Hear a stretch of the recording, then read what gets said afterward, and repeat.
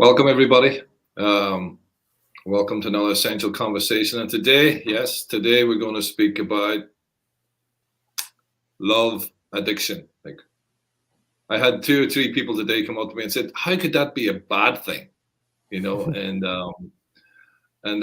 so yeah, we're going to talk about love addiction. So if you're listening in live or if you're listening in on a repeat, sit down and make yourself a cup of tea. This is going to be worthwhile. And then welcome, Doctor. Thank you for being here today. Yeah, good morning from Los Angeles, at least.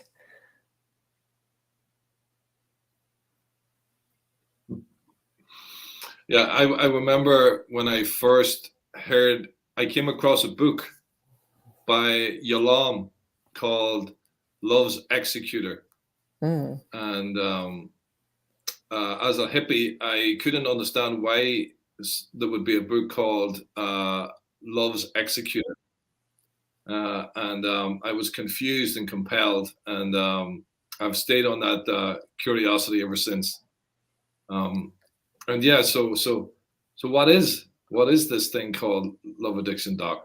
Well, I'm curious about whether that book answered a question for you, like what you got from that book, or was the title just provocative enough?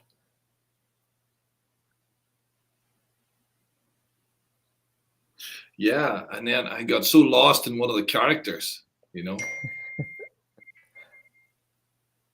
was an elderly woman who was in love with the guy she wasn't even in relationship with her whole life, that suspended her life. And that really got. Yeah, that's a form of unrequited love, right? That's a love that exists in fantasy, not in actuality. So that is one of the features of love addiction. So we are designed, obviously, to fall in love, and we all have that experience of high excitation, which is really a dopamine state. And when dopamine goes up, serotonin goes down. And serotonin is the primary neurochemical in our brain and bodies that has us feeling good. It gives us a sense of well-being.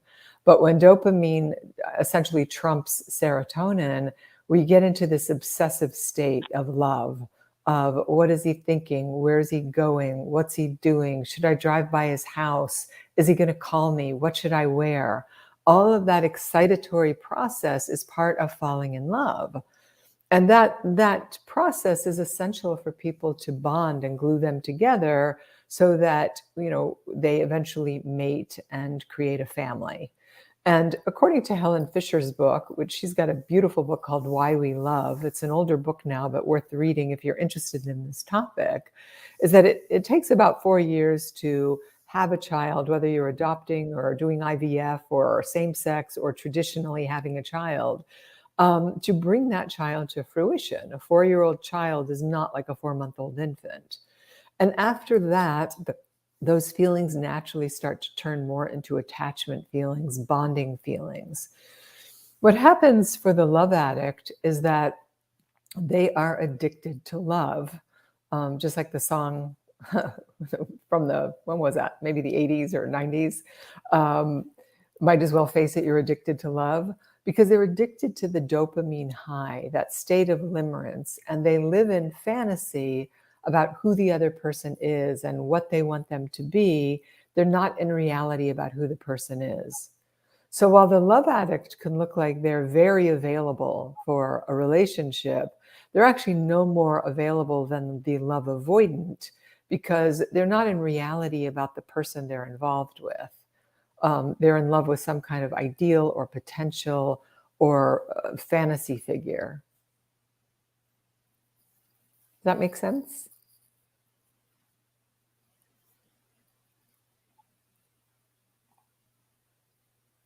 Yeah, like I think of Shakespeare and the Pythagorean lover, who's in love with the idea of love, not the actual human being, Right, and that is a great definition of love addiction. So when 2 people meet, or they go out, or let's say they met online, or they have a coffee date, you go out with the person, and if you're not a love addict, You're like, that was interesting or fun. I'm not sure. Yeah, I'll go out with that person again. And then you go out a second time, and maybe you have a better time. You're less nervous. They're less nervous. And you find out you have some things in common. And then you agree that you're going to meet again, in 4 days or over the weekend. And then that person doesn't call, even though they said they were going to call.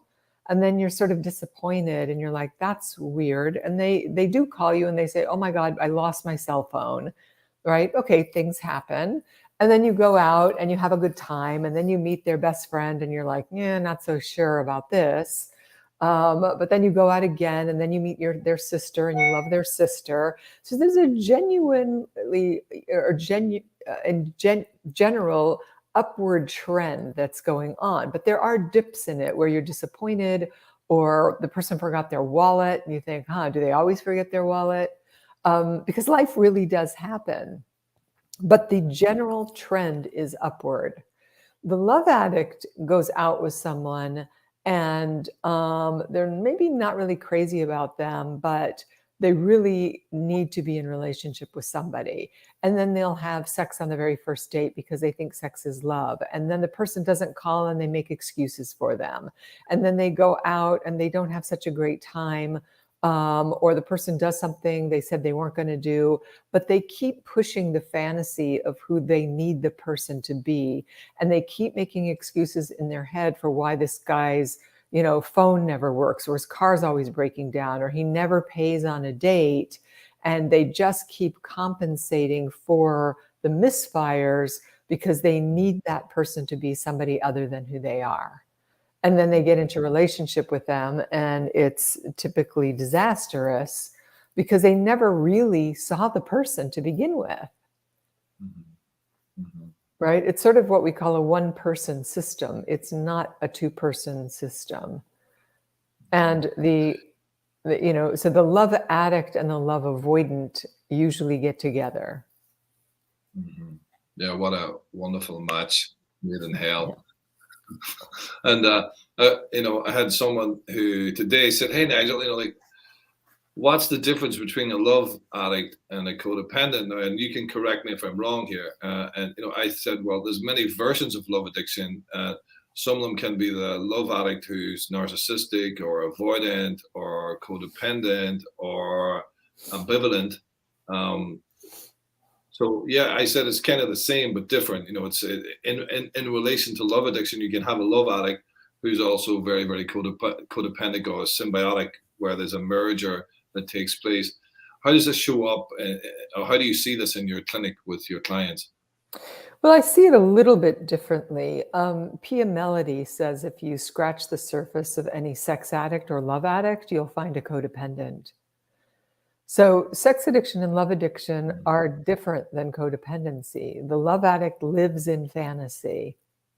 They want the happily ever after picture, the white picket fence. And they don't understand that what goes along with that is, being a householder, having lots of responsibility, having arguments, having to negotiate. That yes, there are romantic and beautiful and fun times in love and in committed relationships, but they're also work. No one tells us. They tell us about happily ever after, but they don't tell us about all the work it's going to take to make happily ever after happen. The codependency is a different mechanism. That is a mechanism where people, caretake to other people to the expense of themselves. And that's often a traumatic reaction or traumatic pattern from growing up in a family that was less than nurturing or unsafe. But love addicts are made, and this again is according to Pia Melody, who wrote the book Facing Love Addiction, which if you think you're a love addict, you should definitely read that book.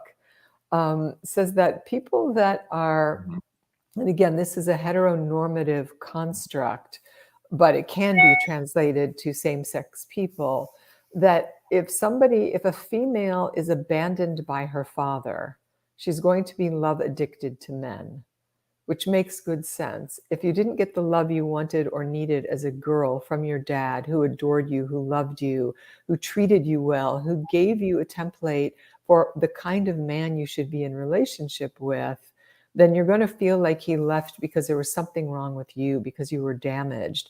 And you're always going to be looking for love from men. and you will trade sex for love. You will trade your dignity for love. You'll trade, sometimes being physically abused for this fake idea of love. But that's what happens with abandonment.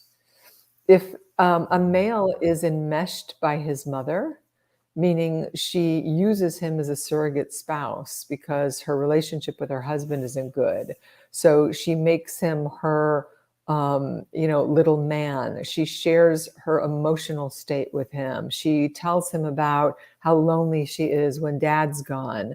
She will then create a male who is love avoidant, because that male is going to feel suffocated by females, like they want something from him, like his very sense of self can't exist because a woman's going to make him feel like she's cloying, too needy, and he's, we call these people commitment phobic.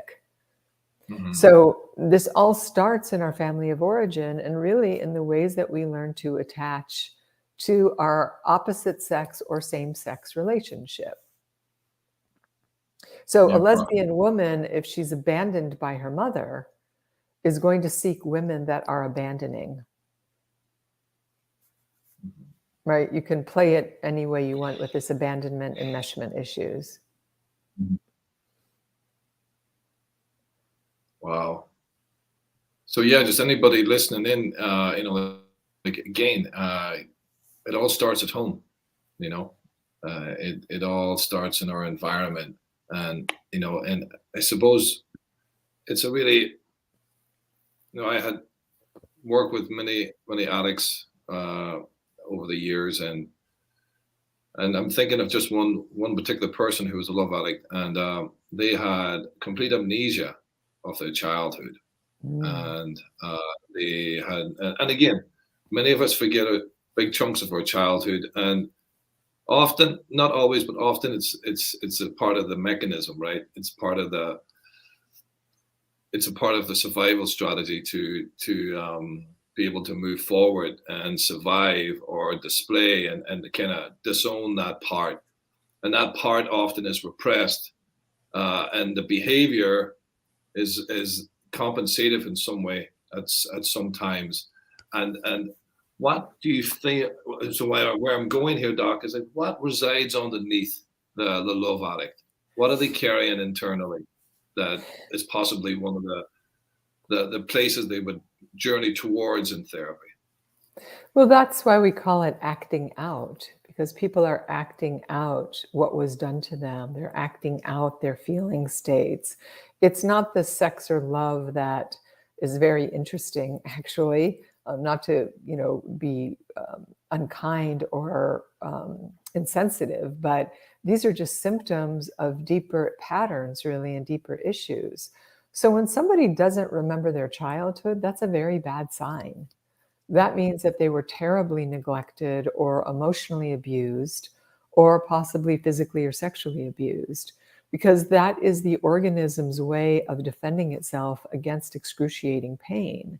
And these are really more what we call dissociative structures, where the higher part of the brain, cortex, the thinking part of our brain, literally disconnects from the deeper, more primitive part of the brain and the body. So these are circuits that are down. And that's when people feel depressed, dead at the core, chronically kind of low-grade blah, because they can't feel into their bodies because it was too dangerous to feel that much feeling as a child. And that's not even a cognitive thought. It's just the information, the abuse, the yelling, the neglect is just hard on the body, on the system. And so nature's way of survival is for us to disconnect from these higher cortical functions and the body. So people walk around feeling like a ghost or like they're dead somehow, or they don't remember. And the process of remembering is really a therapeutic process that is painful because you're coming back into your body in some, very primitive, fundamental way. These circuits are starting to reconnect, and you're able to feel today what you couldn't feel as a little person because it was just too overwhelming to the system. And in therapy, you have a therapist there that's regulating these feelings, they're with you, they're metaphorically kind of holding your hand in a safe space that says, I'm here with you. It's okay. You know, if you cry, if you curl up into a ball, I'm not afraid of that, and I can be here with you. And that's what's necessary in order to go get that little boy or that little girl and bring them back into the present. So these are issues of rejection and abandonment, and people will play them out in their relationships over and over again. So women will say things like, no, there are no men that are available. Or men will say, you know, all women are crazy. And it's because they're choosing unavailable or, quote, crazy people over and over again, because that's all they can tolerate. They don't know how to tolerate a close and intimate, kind relationship. It feels too creepy, weird, or boring. And so the therapist becomes sort of the midwife, if you will, the interim partner to help us heal so we can go into the world and have healthy relationships.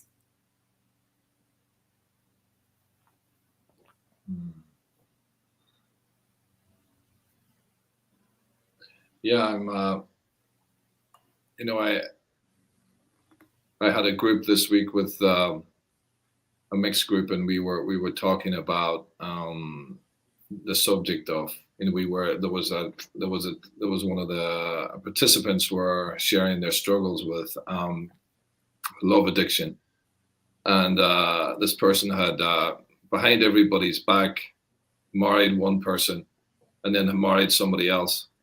Wow. And then had married somebody else, and had this complete private world of going into like what seems like a fantasy after fantasy, like dismissing the other world. It was a new group that had just started, so so he presented this case, and he was so in love, infatuated with each of these characters. And it was very profound, you know, and he had never shared it. And it was really amazing that he would share it in the first visit. But yeah, I was really taken by it, you know, that structure, where that would play out so much. That's a high level of compartmentalization. And compartmentalization is a feature of pathological dissociation. That you can convince yourself that what you're doing is not bad or wrong, it's not hurting anybody else. And the thing is, if he was honest with all three of these women, then there's nothing wrong with what he's doing, right? We call that polyamory. But the problem are the secrets and the lies. And so I think that's an important distinction for us to make, so people don't think you and I have some morality or judgment about how they configure their sex lives or marriages or what have you. You know, I always say, if it's not a problem for you, then it's not a problem. But if it's a problem and there are messes in your life, then you have a problem, not me. I don't have a problem with it.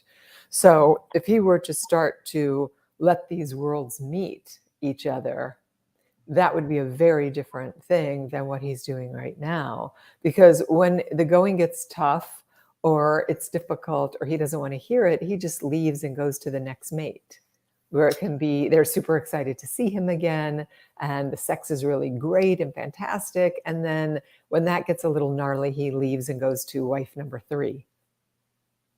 But that could be exhausting in and of itself, like managing those things. That's what happened. You know, he got sick. He got burnt out, and that's why he had this. He couldn't keep it going, and so he's reaching out for help to see if there may be something that he's doing that's not right. And so it's a wonderful space. And I suppose that takes me on to the viewers here. You know, like how often we can, you know, when we're in a relationship, you know, we talked about there about a guy who decompartmentalized and couldn't, you know, was able to live in a very small, like, condensed view, and dismissed so much of what else was going on. Almost, you can imagine he might have learned to do this as a child somehow, to deal with his environment that was around him. But yeah, and so then we're in our relationship, and there's ways in which in addictive relationships, one or both, like there's a hurt that's continually happening, or there's a pain that can happen that can be dismissed in some, not exactly the same way, but there's a dismissiveness of suffering and a confusion around what love is. Yes, and if you ask any love addict what their childhood fantasy was, they'll tell you.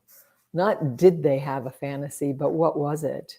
And they either escaped into comic books, video games today, some sort of, rock and roll star, novels, stories. They found ways to disappear into fantasy worlds. And fantasy is a neural pathway.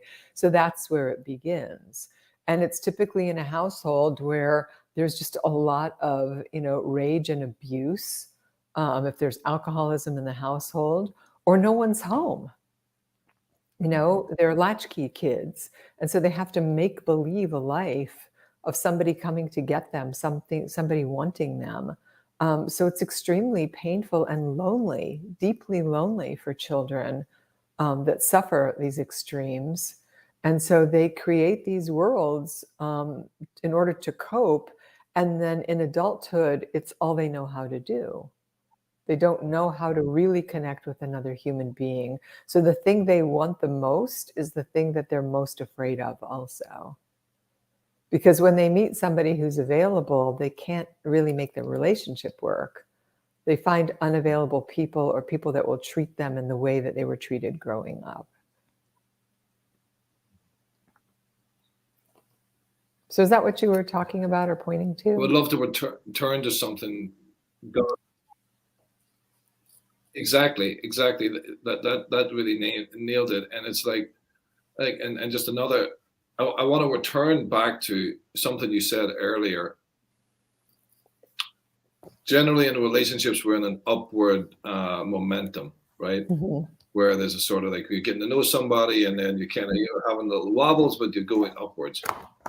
But that infatuation, that sort of googly eyes, that sort of bathed in eros, where you're not showing your authentic self and you're doing a little bit of wanting to show your best bits. There's a part of that that's really normal, right? Yes. Yeah.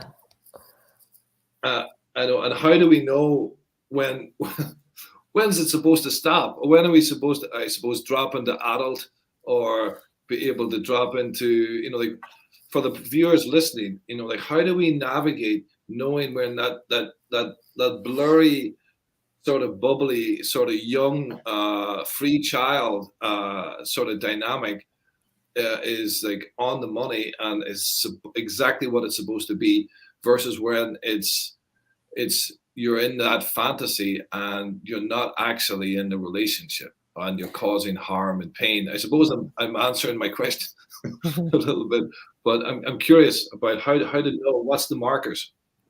Well, I think when you find yourself making excuses for the other person all the time, excusing bad behavior, or not even bad behavior, but things that really don't align with your value system or what you want even. It's like marrying someone who says, I do not want to have children. That's just a no for me. And you have a burning desire to have a child. And you think, well, I can change them or I'll change their mind. That is a 100%, that's a red flag. That's a no. And to keep making excuses or figuring out ways that you can manipulate or massage that person is only going to create trouble. So that's kind of a gross example of it. So trying to change somebody, trying to fix somebody, trying to think that if you are smart enough or sexy enough or you earn enough money, then they'll come around to what you want them to be, is when you're really overstepping the mark. So you're not being yourself. So it's okay to be yourself throughout. But, on a first date, we typically want to wear, clothes that don't have holes in them, or, brush your hair. Like you're making some kind of effort, because attraction is a very big part of what brings people together. It may be the number one thing is attraction, chemistry, which nobody can ever really define. It's just something we know when we feel it. Right. And I think it's important to pay attention to that. And I can give examples of that. Well, I could give an example of you and me, for example. Right. I mean, you contacted me about doing this podcast with you, and we had a conversation, and there was some chemistry. There was like-mindedness. I've had a sense that you were ethical, that you were doing good work. And so I was willing to step into this forum with you. If I had a sense that you were off or you were a little, I don't know, unethical, weird, I would have just said, thank you very much, and no, right? Because I could just feel it. And by the way, we were, quote, feeling this over Zoom. This wasn't even an in-person introduction that you and I had, Nigel, right? It was just really in this format. So we have to trust our intuition. We have to trust, like, does this feel right? And if you have a compass for choosing bad people all the time, then you're going to have to go against your compass for a little while and say, okay, this is all about intensity, because love addicts and sex addicts confuse intimacy with intensity. And if it's too intense and too good to be true, then that should be a no if you're struggling with this person. If it feels regular and kind of middle of the road, then that should be a yes, as you get to know the person over time, right? And so over time, you and I have found a groove with our podcast, with talking, with sharing, and it feels right for us to keep saying yes to this trajectory. But if all of a sudden one of us did something really weird, one of us was, arrested for drunk driving, or I don't know, having sex with our clients, the other one would probably say, I'm out, right? Because those are good boundaries. That's what we're talking about. There's a very fun and funny video on YouTube by Dan Savage, who's an American writer about sex and love. And this YouTube video is called The Price of Admission. The Price of Admission. And Dan is a gay male. He's married to a man. And he does this hilarious but very true look at how we get into relationships and how we put our best foot forward. And we advertise that we are somebody who we're not. Because eventually we do things that aggravate the hell out of our partners. And he's saying the price of admission is to see your partner as the person you agreed to see them as, essentially on the first date. So it's very clever the way he puts this together. So I highly recommend that people take a look at it. It's only maybe 5 minutes long.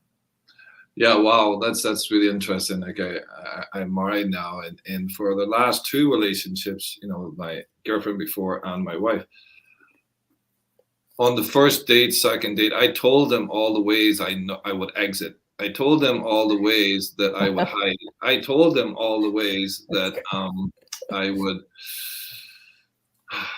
where I struggled with intimacy, and it really helped what you're talking about. That's great. Yeah, because that's just honest. That's informed consent. This is where I get squirrely. This is what I'm afraid of. And there's a really beautiful vulnerability in that also. So the other person knows what they're getting. It's like you're buying a car and it looks like a new car, but you don't know that the engine is a mess. And then you're lied to, as opposed to saying, hey, the engine, it drives, it's in good shape, but it definitely has some hiccups. Then the person knows what they're buying. Yeah, it's that can happen. But also, I had a guy in the group this week where he had shared that he was dating this woman for the last 3 months, and she was very, very beautiful. She was a heroin addict, but she was very, very beautiful. Yeah. And she was what did a heroin he say? Addict. And there was and he was wondering why she was distant, and at the same time he had this woman who was not as beautiful, but she was available. Yeah. But that I'm really focusing on this, so I want to take that on board. So I'm curious about that dynamic. Like you have to be able to see it, or like what is it about that? That's interesting. Well, that he's not paying attention. He's captivated by her beauty, and he's making her, not paying attention to him about him. It's not about him. She's struggling. She's in pain. She's trying to save her own life. But there is a narcissism in that. When you really think about the true sense of that word and the myth of Narcissus, who's staring in the pond, falling in love with his own reflection. He's staring at this woman's beauty and falling in love with his own reflection. And what she's reflecting back is that she's not available, and he's making it about him, not about her, and respecting her, and that she's in no shape to have a relationship right now at all. And furthermore, he's objectifying her. He's using her in a really kind of perverse way. He's preying on someone who's vulnerable. I mean, I would actually take it that far, that it becomes predatory. You know, and she would get into a relationship with him because she's fragile and she's vulnerable, and it's not really what she needs right now. And that makes it further predatory on his part. Yeah. This is powerful. And what was also in the same group was a guy who had just stood up and said, you know what, for the last, I can't remember if it was 4 or 5 girlfriends that lasted 3 months each, 3 to 4 months each, that they were all anorexic. And he was asking, why? He said, Nigel, why am I attracted to, I have all these lovely, successful, other women around me who've got their stuff together, but I'm curious, why am I attracted to these? And I said, well, it's because you're not attracted to the other ones. You're attracted to the ones that you can rescue on one level.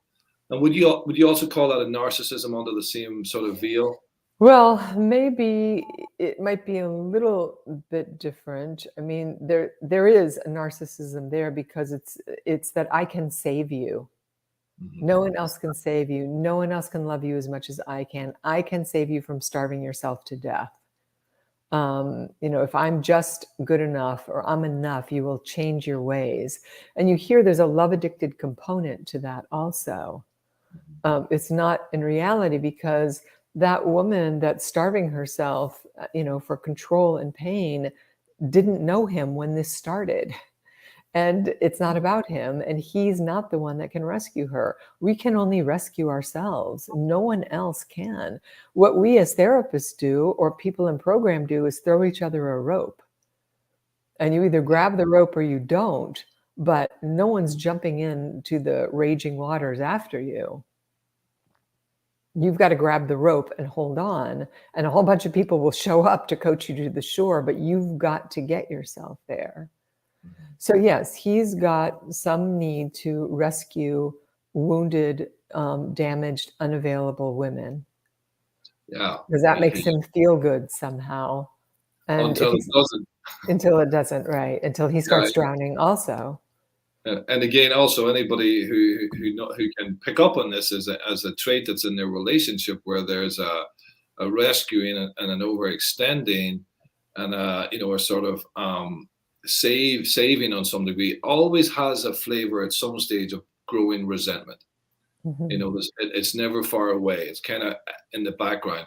And that's what happened with this young man. Eventually he would be resentful because it wouldn't come back in the way that he wanted it, or he was exhausted, and then he would leave to find something similar.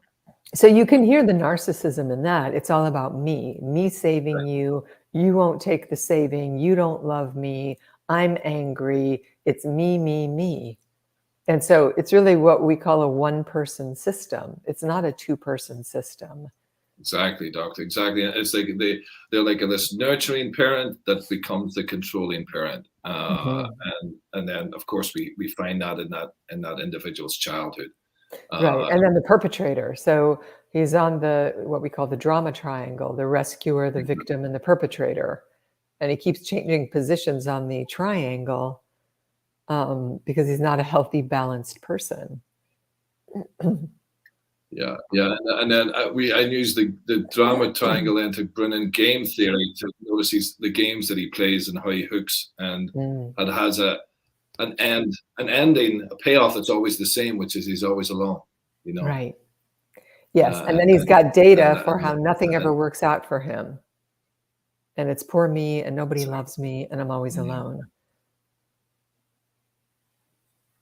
Yeah, it's interesting how it reminds me of. Go ahead. Sorry, Doc, go ahead. Well, Just briefly. Yeah, no, it's like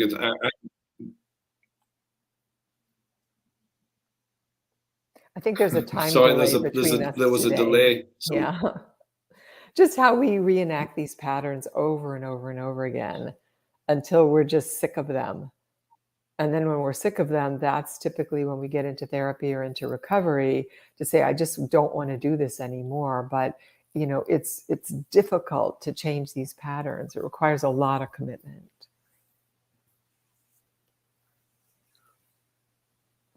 Yeah,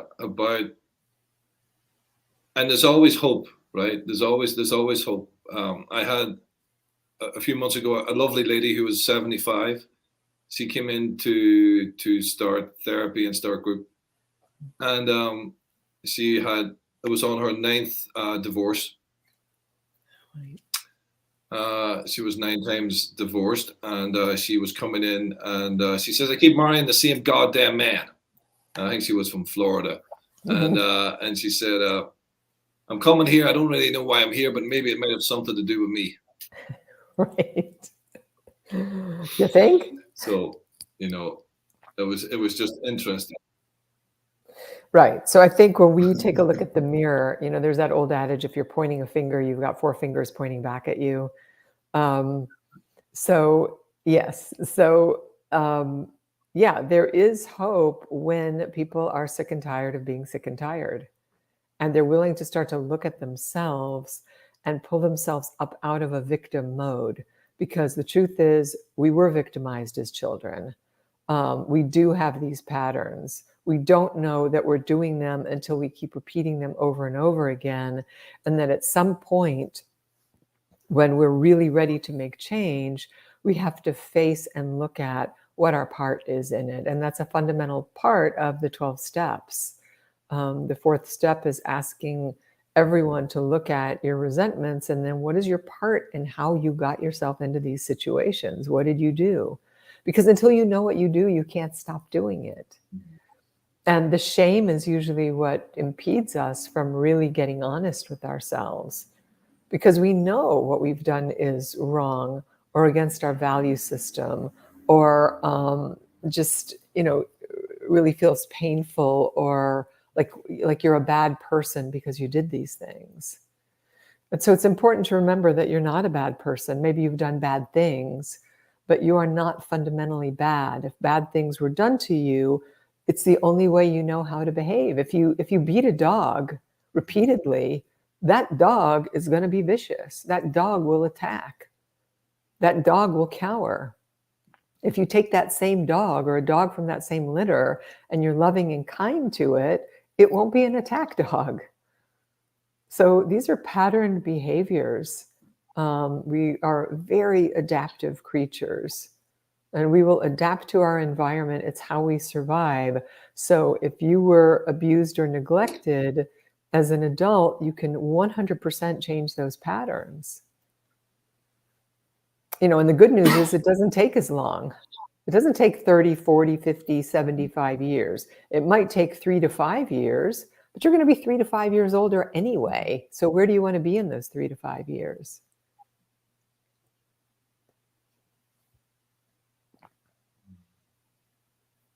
Yeah, I like that. I like that. You're going to be 3 or 5 years old anyway.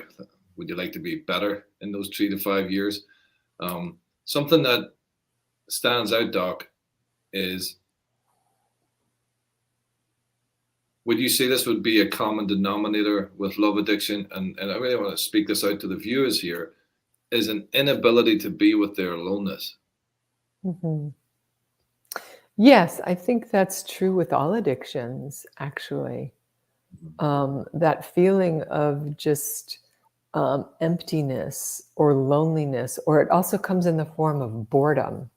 That's how a lot of people report it, especially males, that there's no way to be alone. And what you see is people that, you know, have the television on all the time. They even fall asleep with it on because it's somehow regulating this feeling of annihilation or emptiness. And so in that case, it's like anything's better than this nothingness, this abyss inside me that I'm so afraid to look at. And one of the powerful things about therapy is to stand on the shores of that abyss together with someone to say, wow, yeah, that's a big, deep hole. And we're just going to look at it. We're not going to do anything. We're just going to start to acknowledge that it's there. And the power of acknowledging that it's there cannot be, explained or, made important, made as important as it actually is. So you don't have to even dive into the abyss. You just have to acknowledge that it's there, as opposed to acting like it's not there and running. And a lot of people run really hard in their addictions, trying to get away from this thing. And the problem is the thing sometimes isn't as big as the addiction has become.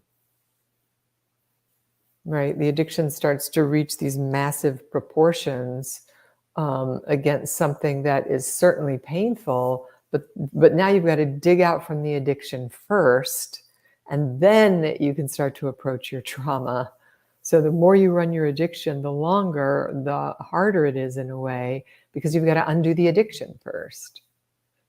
So it's multi-layered work. That's why 12-step programs are crucial for sobriety and for community, and not feeling like you're alone, and stopping the behaviors before you can start to do the deeper work of therapy.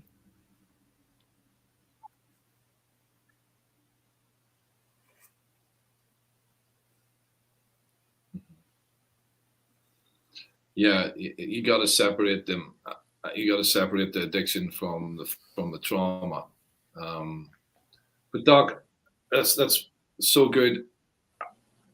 And I want to speak to another part of what you said, boredom, right? I find ever increasingly that parents are terrified of their kids being bored. They're constantly trying to stimulate them to keep them happy. I can see how this is supporting this need for stimulus from a very, very young age. And due to the parents' own inability to be with their own stillness, emptiness, pain, and the kids' unhappiness can ruffle those feathers, I'm imagining. So they're constantly trying to keep them busied, Yeah. In a way, the parents are trying to manage their own anxiety about parenting, and also, everybody's so busy and stretched thin that it's easier to put your child in front of an iPad or a television set or a game instead of actually interacting with the child. Like, most people don't have time to sit down and even play with their children, sadly. And there was also a time when parents said, go outside and play. Like, go ride your bike. And that's where imaginative play happens, where you build sandcastles and forts and, have funerals for dead bugs and all kinds of, outdoor things, which that sort of imaginative play is crucial for creativity and the developing brain.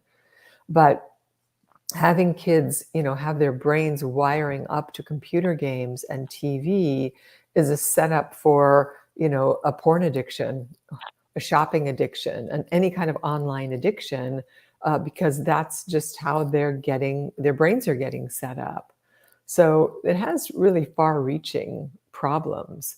So the more people can really kind of return to nature, which sounds so folksy, but it's true. Like, get outdoors, get your kids to play, ride their bikes, play with friends, the better. Even I heard a woman speak recently about betrayal. She's written a book called Heartbroken. Her name's Florence Williams. And she was talking about getting divorced. And this was not an addiction case, but she was 40 years old and she'd married her husband when she was 18. So they had grown up together, essentially. And he came home one day and said, look, I'm having an emotional affair with someone at work. I don't love you and I want a divorce. And her world went upside down. She was in excruciating pain.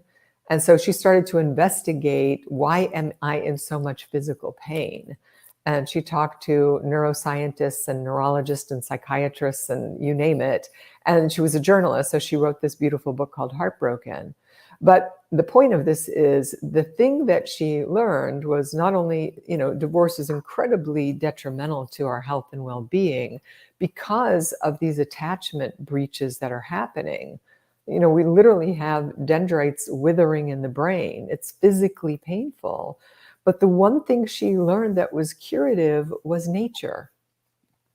That she learned that when you are in a state of awe and wonder, that significantly releases cortisol production.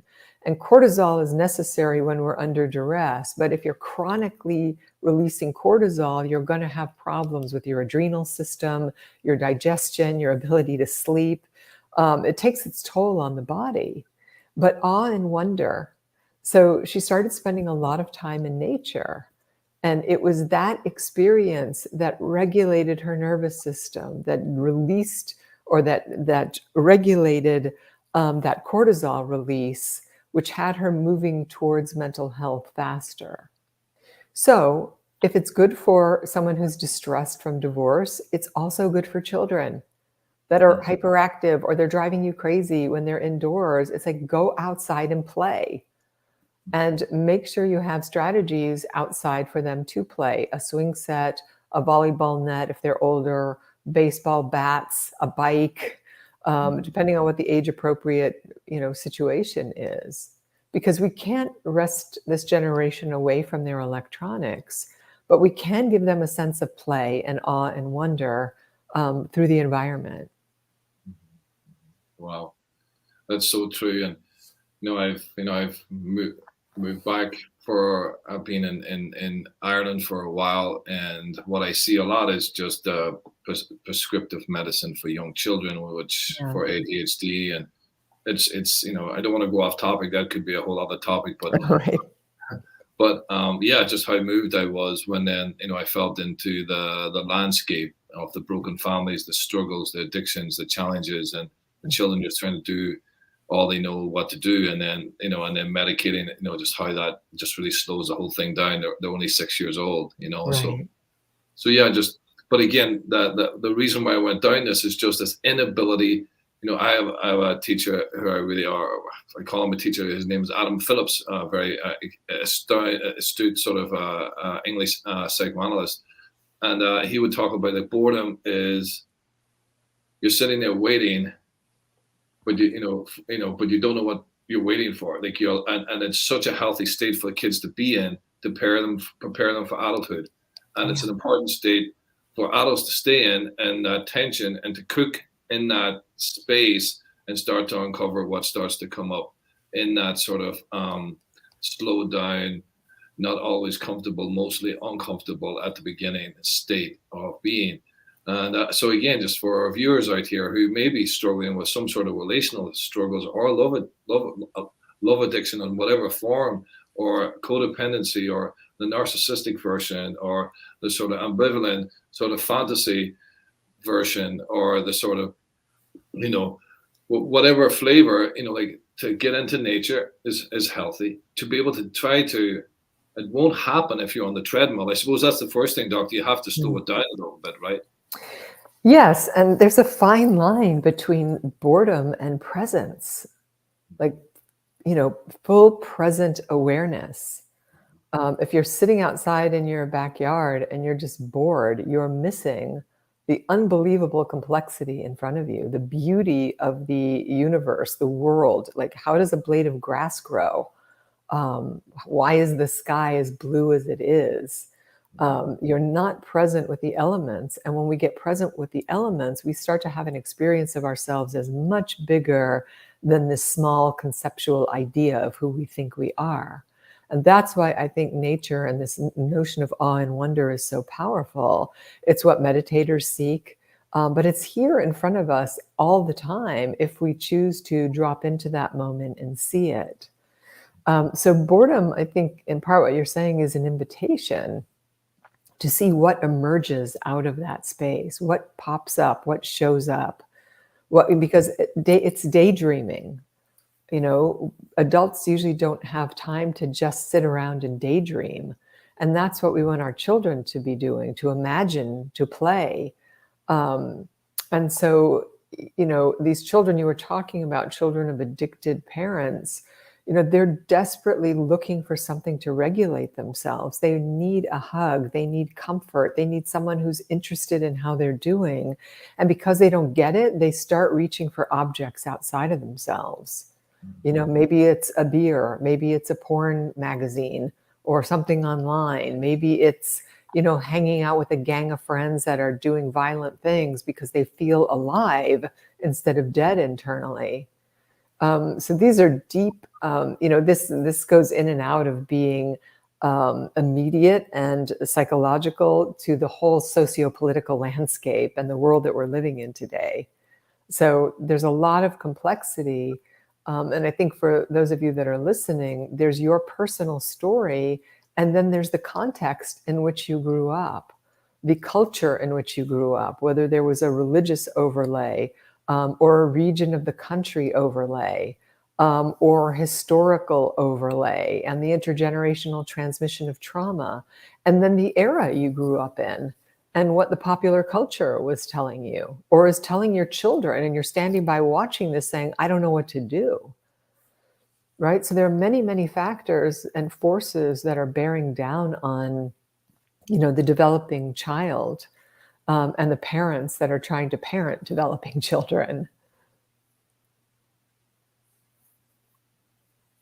So I think I would add to that so we can go into fantasy about anything. We can become love addicted to any idea anywhere. And there can be a grandiosity about that. Like, I'm going to be a movie star when I have no idea how to become a movie star, nor do I have anybody, a parent where I go to and say, I want to be a movie star. And they say, okay, well, you've got to make good grades and you've got to get into the theater at school and you're going to have to memorize lines and you're going to have to work like crazy to realize this dream. But if that's what you want to do, let's do it.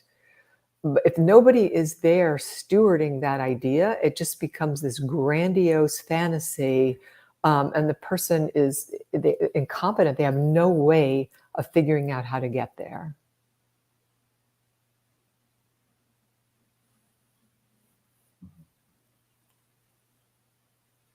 Yeah, that's like, if you've got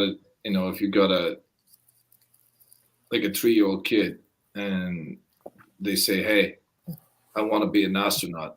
You say, yeah, that's good. That's awesome. You do that. That's totally possible. You got that. If a 25-year-old, man or woman say, hey, I want to be an astronaut. And then you'd say, well, how are you going to do that? Right. But even before 25, let's say 15, let's say that 3-year-old still wants that at 15, you're going to take it much more seriously than at 3. At 3, you might buy them an astronaut Halloween costume. Yeah. And then, by the time they're 4 or 5, they're onto fireman or something else. But if that persists in a child over time, I think it's the parent's responsibility to say, okay, let's talk about how we're going to start making that happen. And this is what you've got to do. And so you're teaching that child to be in reality, that they have to take concrete steps to make their dreams happen. You can't just sit around and be in fantasy about that while you're at the pub. It doesn't work that way. Mm-hmm. And I'm loving that we're talking about kids here. And I had this question, just I want to get it in before the end. How does love addicted parents, how does that affect the children? Well, it affects them because it's abandoning of the child. If I have a child and I'm a single mom, or I'm married and I'm cheating, I'm having emotionally inappropriate relationships at work, I'm getting my needs met, or I'm in fantasy about somebody at work all the time, that child is a problem for me because they need things all the time. Mommy this, mommy that. Homework gets neglected. The child is impinging on the fantasy world because children are very needy and they need attention, and it's our job to give them that attention. So children of love addict parents can feel neglected, even though they might grow up in a house where both parents have jobs and they're fairly affluent. They have everything they need. They have clothes, food, shelter. The electricity is never turned off. They take nice vacations. They have a nice car, but it feels empty because they're not being seen or heard. because the primary relationship is with the mood-altering experience or the mood-altering substance, if we're talking about drugs and alcohol. But if I'm constantly preoccupied with some guy at work, that means I'm not available really as a wife or a mother when I get home. Wow, that's so true. And you know, we had a woman, excuse me, we had a young woman in one of our groups, and she said at the beginning everything was fine in her childhood, but her mum was having one relationship after the next relationship, and she would be in fantasy telling her 8-year-old how amazing Prince Charming was. Wow. And there was about 15 or 20 Prince Charmings through her childhood and she was sitting in a group, and the group responded and said this, like, that was her normal, and it really impacted her when everyone else was impacted by that reality. Yeah, I mean, all I hear is abandonment in that over and over and over again. And that will create a narcissistic child, right? Because the mother is not seeing that child and, sort of implanting a sense of self in her. Because at that age, it's the parent's job to tell that child how great she is and beautiful and smart and lovely, so that when she goes out into the world, she has confidence about that. As an adult woman, she has no idea about that. So she's probably going to look for men to make her feel good about herself because her mother didn't make her feel good. And now she's an adult and she doesn't have that internal mechanism, right? So she's going to be looking for love in all the wrong places, as they say, which is painful. Yeah, that's why she ended up. Yeah, and it's great she's in the group now. But she's coming because of really unhealthy relationships and dangerous ones, putting herself in all sorts of wrong places, as you said correctly. Yeah, so someone like her and anybody who's listening who's a love addict would do really well to go to Sex and Love Addicts Anonymous. You can Google that. You can find online meetings around the globe, and to start to read their literature and to really look at this relational deficit, which is an intimacy problem. It's an attachment problem, but the symptom is this love-addicted fantasy life, or churning through relationships, hoping the next person's going to be the one, and the one is you.